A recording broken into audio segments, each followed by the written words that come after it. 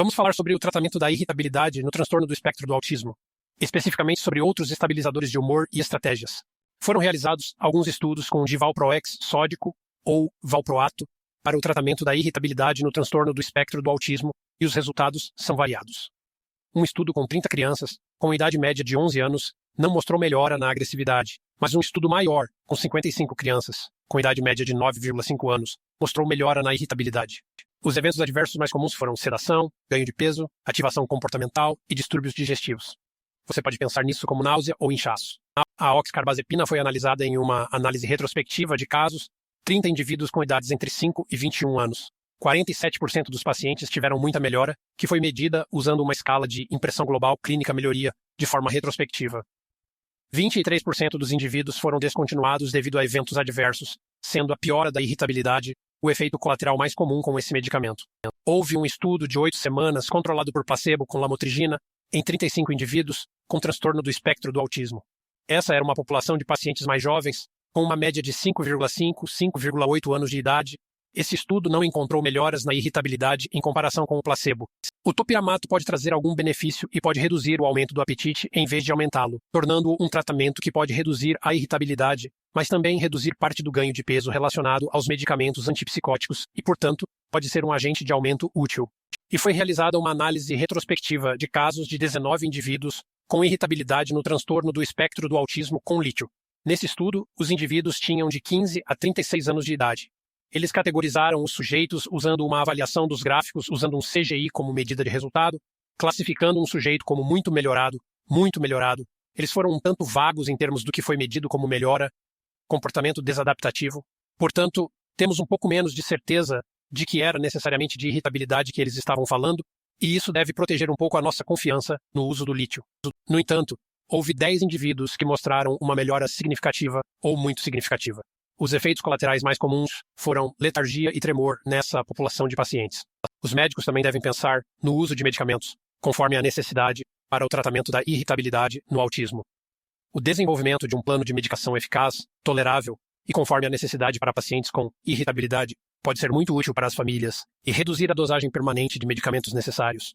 Situações em que a irritabilidade é amplamente bem controlada, com alguns episódios de agitação que não são muito comuns, mas que causam grande preocupação quando ocorrem, é um cenário em que o clínico deve realmente pensar no uso de um PRN, uma medicação conforme a necessidade, em vez de aumentar a dosagem permanente, especialmente se os cuidadores ou os pais puderem ver certos comportamentos como sinais de que o indivíduo está ficando mais agitado.